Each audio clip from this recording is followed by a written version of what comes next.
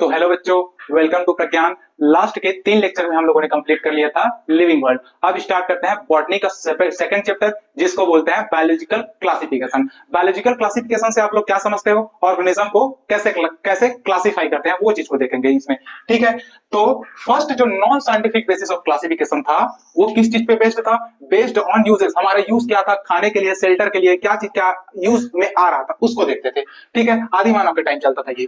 उसके बाद first scientific basis of classification दिया एरिस्टोटल ने। क्लियर? एरिस्टोटल ने जो first scientific basis of classification दिया, वो किस चीज पे बेस्ड था?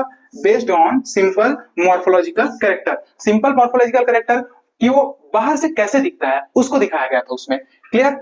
उसके बेसिस पे इन्होंने ऑर्गेनिज्म को दो भाग में डिवाइड किया, दो पार्ट में। ऑर्गेनिज्म को दो पार्ट में, एक था प्लांट और दूसरा था एनिमल। प्लांट को फर्दर 3 टाइप में डिवाइड किया, herbs, shrubs and tree. Clear? और एनिमल को किस चीज के बेसिस पे क्लासिफाई किया गया? Presence of RBC. जिसमें आरबीसी प्रेजेंट था उसको इनेमा कहा। ठीक है, और जिसमें आरबीसी एब्सेंट था उसको एनिमा कहा। ए से एब्सेंस और ए से इनेमा, ऐसे करके याद कर सकते हो आप। क्लियर? उसके बाद आया टू किंगडम ऑफ क्लासिफिकेशन। ये किसने प्रपोज किया? लीनियस ने, कैरोलस लीनियस ने। कैरोलस लीनियस ने और क्या प्रपोज किया था? Binomial nomenclature. और बहुत सारे ऑर्गेनिज्म को नाम भी दिया था। क्या नाम? Biological name. क्लियर? आगे देखते हैं। लीनियस ने ऑर्गेनिज्म को दो भागों में डिवाइड किया, एक था प्लांटी और एक था एनिमेलिया। वो किस चीज के बेसिस पे उसको क्लासिफाई किया? Based on cell wall, present and absence. इन दोनों के बेसिस पे डिवाइड किया गया। ठीक है, तो जिसमें सेल वॉल प्रेजेंट था उसको प्लांटी में रखा, और जिसमें सेल वॉल एब्सेंट था उसको एनिमेलिया में रखा गया। ठीक है, अब सेल वॉल का प्रेजेंट बस देखा, वो ना ही प्रोकैरियोटिक देखा, ना यूकैरियोटिक देखा, ना यूनिसेलुलर देखा, ना मल्टीसेलुलर देखा, ना फोटोसिंथेटिक ऑटोट्रॉप देखा, ना हेटेरोट्रॉप देखा, या नॉन फोटोसिंथेटिक बोलते हैं उसी को ही। ठीक है, कुछ भी नहीं देखा, बस डालता गया डालता गया डालता गया। तो सेल वॉल जिसमें प्रेजेंट था उसको उसमें बैक्टीरिया, ब्लू ग्रीन एल्गी जो कि फोटोसिंथेटिक है, ब्रायोफाइटा जो फोटोसिंथेटिक है, टेरिडोफाइटा जो फोटोसिंथेटिक है, जिम्नोस्पर्म एंड एंजियोस्पर्म, ये सब के साथ रख दिया। और कुछ बैक्टीरिया तो हेटेरोट्रॉप भी होते हैं, उनको भी ऑटोट्रॉप के साथ रख दिया गया। कुछ फंजाई को भी रखा गया यहाँ बस। ठीक है, एनिमेलिया, एनिमेलिया में प्रोटोजोअन, एनिलिडा, कॉर्डेटा, फॉरिफेरा, सिलेंट्रेटा, ये सब चीज को रखा गया। क्लियर? लेकिन अब इसका डीमेरिट क्या था? डीमेरिट देखेंगे। इसको देख के हम डिफरेंस नहीं पता कर पा रहे थे, किसमें किसमें? प्रोकैरियोटिक एंड यूकैरियोटिक में। क्लियर? और फोटोसिंथेटिक एंड नॉन फोटोसिंथेटिक, या फिर ऑटोट्रॉप्स एंड हेटेरोट्रॉप्स, दोनों में हम लोग डिफरेंस नहीं बता पा रहे थे। क्लियर? और था यूनिसेलुलर और मल्टीसेलुलर, इसमें भी डिफरेंस हम नहीं बता पा रहे थे, कौन यूनिसेलुलर है कौन मल्टीसेलुलर है, ऐसे करके। इन सब के बाद हमें बेटर सिस्टम ऑफ क्लासिफिकेशन का नीड होने लगा। तो आगे देखते हैं न्यू क्लासिफिकेशन में क्या क्या बताया गया है। क्लियर? तो अब देखते हैं 5 kingdom of classification. 5 kingdom of classification किसने प्रपोज किया था? R.H. विटेकर, बहुत इंपॉर्टेंट है, नीट में आ चुका है। ठीक है, और कब किया था वो भी आ चुका है, 1969 में। क्लियर? क्या क्या क्राइटेरिया था? सारे क्राइटेरिया बहुत इंपॉर्टेंट है। ठीक है, कई बार एग्जाम में आ चुका है और आ भी सकता है कहीं। ठीक है, देखते हैं। पहला क्राइटेरिया था सेल स्ट्रक्चर, कि उसका सेल कैसा है, प्रोकैरियोटिक है कि यूकैरियोटिक है, ये सब। ठीक है, body organisation, body organisation means कि उसका बॉडी सेलुलर लेवल का है कि टिश्यू लेवल का है कि ऑर्गन लेवल का है कि ऑर्गन सिस्टम लेवल का है। क्लियर? नेक्स्ट है mode of nutrition, photosynthetic autotroph है कि हेटेरोट्रॉप है। Clear? Mode of reproduction, sexual reproduction करता है कि एसेक्सुअल रिप्रोडक्शन करता है। क्लियर? फाइलोजेनेटिक रिलेशनशिप, ये क्या होता है? ये हमने लिविंग वर्ल्ड में भी पढ़ा था। फाइलोजेनेटिक रिलेशनशिप होता है कि कभी ना कभी सारे ऑर्गेनिज्म का एक कॉमन एंसेस्टर रहा होगा, उसी को बोलते हैं फाइलोजेनेटिक रिलेशनशिप। एक कॉमन एंसेस्टर से ही सारे ऑर्गेनिज्म निकले हैं, ये माना जाता है। क्लियर? अब देखते हैं 5 किंगडम जो प्रपोज हुआ है वो कौन कौन से हैं। पहला है किंगडम मोनेरा, जिसमें ऑलमोस्ट सारे बैक्टीरिया आते हैं, सारे बैक्टीरिया और सारे प्रोकैरियोटिक और सारे बैक्टीरिया आते हैं, प्रोकैरियोटिक यूनिसेलुलर। क्लियर? और उसके बाद सारे यूकैरियोटिक है, प्रोटिस्टा है वो यूनिसेलुलर यूकैरियोटिक है, फंजाई है, फिर प्लांटी है, एनिमेलिया है। फंजाई जो होता है वो हेटेरोटॉपिक होता है, ऑल फंजाई हेटेरोटॉपिक, सारे फंजाई। क्लियर? फंजाई में पाया जाता है यीस्ट।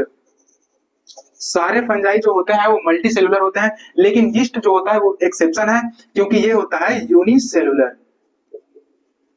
इसको याद रखेंगे, अभी डिटेल में इसको करेंगे। ठीक है, किंगडम वाइज करेंगे। तो फिर आता है प्लांटी और फिर आता है एनिमेलिया। क्लियर? और आगे चल के सिक्स किंगडम ऑफ क्लासिफिकेशन भी आया, जिसको कभी कभी थ्री डोमेन सिस्टम भी बोलते हैं। थ्री डोमेन सिस्टम में क्या किया गया, मोनेरा किंगडम को दो भागों में डिवाइड कर दिया गया, एक था आर्की बैक्टीरिया और दूसरा था यू बैक्टीरिया, और सारे यूकैरियोटिक ऑर्गेनिज्म को एक अलग किंगडम में रख दिया गया। क्लियर, यहां से सबको अलग किंगडम में रख दिया गया। क्लियर, आगे देखते हैं। जो अर्लियर क्लासिफिकेशन था लिनियस के टाइम पे, उसमें कुछ गलतियां थी, जैसे प्लांट और एनिमेलिया। प्लांट में पहले क्लोरेला को रख दिया गया था और क्लेमाइडोमोनास को रख दिया गया था, वैसा ही एनिमेलिया में पहले अमीबा को रख दिया गया था और पैरामीशियम को रख दिया गया था, जिसको एंड में सुधारते हुए हम उसको प्रोटिस्टा में रखे। क्यों रखे, क्योंकि सारे यूनिसेलुलर होते हैं, इसलिए हम उसको प्रोटिस्टा में रख दिए। ठीक है, क्लियर। आगे देखते हैं एनसीईआरटी का टेबल। क्लियर, तो आगे देखते हैं एनसीईआरटी का टेबल, बहुत इंपॉर्टेंट है, कई बार एग्जाम में आ चुका है और आ भी सकते हैं। इनमें से कोई सारा पॉइंट एनसीईआरटी का है, पॉइंट टू पॉइंट पढ़ेंगे। क्लियर, और समझेंगे। क्लियर, तो फर्स्ट कैरेक्टर है सेल का टाइप। फाइव किंगडम, जितने भी फाइव किंगडम है, मोनेरा है, प्रोटिस्टा है, फंजाई है, प्लांटी है, एनिमेलिया है, सभी का कैरेक्टर देखेंगे कौन कौन सा टाइप का सेल पाया जाता है, सेल वॉल कितने टाइप का पाया जाता है, न्यूक्लियर वॉल कितने टाइप का पाया जाता है, बॉडी ऑर्गेनाइजेशन कौन कौन सा होता है, मोड ऑफ न्यूट्रिशन कैसे कैसे टाइप का होता है, सभी में पांचों में उसको देखेंगे। क्लियर, पहला कैरेक्टर है cell type. Cell type, Monera में कौन सा टाइप का सेल पाए जाते हैं, प्रोकैरियोटिक, और बाकी सब में eukaryotic and eukaryotic. Clear, prokaryotic और यूकैरियोटिक से आप लोग क्या समझते हैं, प्रोकैरियोटिक मींस वो होता है जिस सेल में न्यूक्लियर वॉल नहीं पाया जाता, एब्सेंट होता है, उसको हम प्रोकैरियोटिक बोलते हैं। बाकी जिसमें प्रेजेंट होते हैं न्यूक्लियर वॉल, सभी को यूकैरियोटिक बोलते हैं। क्लियर, आगे देखते हैं सेल वॉल। सेल वॉल किसमें प्रेजेंट होता है, किसमें एब्सेंट होता है, वो देखेंगे। तो सेल वॉल जो है वो मोनेरा में प्रेजेंट तो होता है, लेकिन वो नॉन सेल्यूलोजिक होता है। क्लियर, जैसे और क्या का बना होता है, पॉलीसेकेराइड एंड एमिनो एसिड। इसमें नैग और नैम को भी शामिल कर सकते हैं हम लोग, क्या, N acetyl glutamic acid, N acetyl muramic acid. Clear, समझ में आया। अगर और प्रोटिस्टा में देखेंगे प्रेजेंट रहता है, सम में, कुछ में प्रेजेंट रहता है।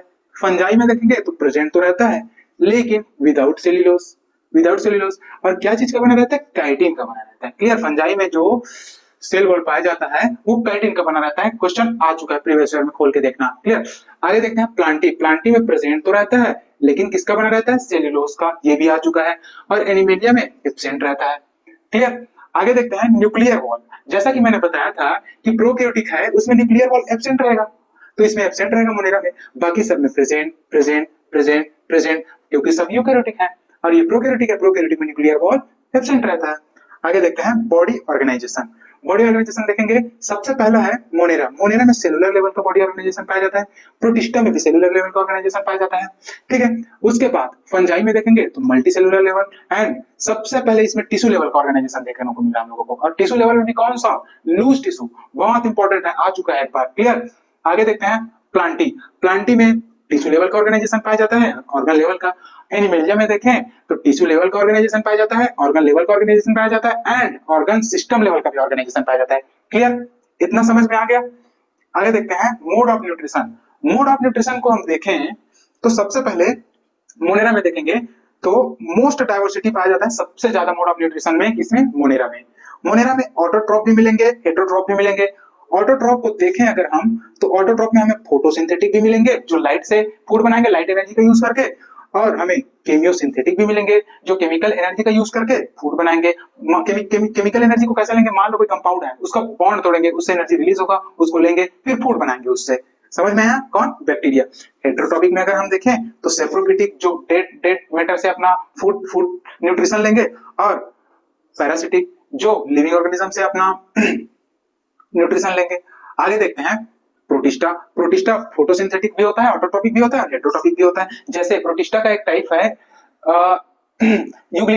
यूग्लिना है, वो प्रोटिस्टा का टाइप है। वो क्या करता है कि लाइट के प्रेजेंस में वो फोटोसिंथेटिक होता है, ऑटोट्रॉपिक की तरफ बिहेवियर दिखाता है। अगर लाइट नहीं रहा, डार्क है, तो उस टाइम वो हेटेरोट्रॉपिक बन जाता है, दूसरे ऑर्गेनिज्म को मार मार के अपना न्यूट्रिशन लेता है।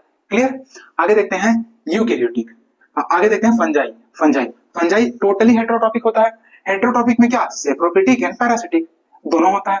आगे देखते हैं प्लांटी टोटली ऑटोट्रॉपिक होता है। ऑटोट्रॉपिक में क्या, फोटोसिंथेटिक होता है।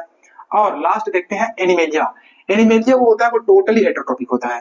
टोटली हेटेरोट्रॉपिक में क्या क्या होता है, होलोजोइक होता है और सेप्रोफिटिक होता है। होलोजोइक से आप लोग क्या समझते हो, होलोजोइक मींस फूड को पहले इंजेक्शन करना, उसके बाद डाइजेशन करना। फूड को पहले हम लेंगे अपने बॉडी के अंदर, इनसाइड द बॉडी करेंगे, उसके बाद उसको डाइजेस्ट करेंगे। क्लियर, ये होता है होलोजोइक का मतलब। और सेप्रोफिटिक भी होता है। समझ रहे हो, बहुत इंपॉर्टेंट है, सारा पॉइंट वाइज मैं आपको बता दे रहा हूं और इसका नोट्स मैं आप लोगों को टेलीग्राम चैनल पे डाल दूंगा, आप जाके वहां चेक कर लेना। क्लियर, ठीक है, बाय।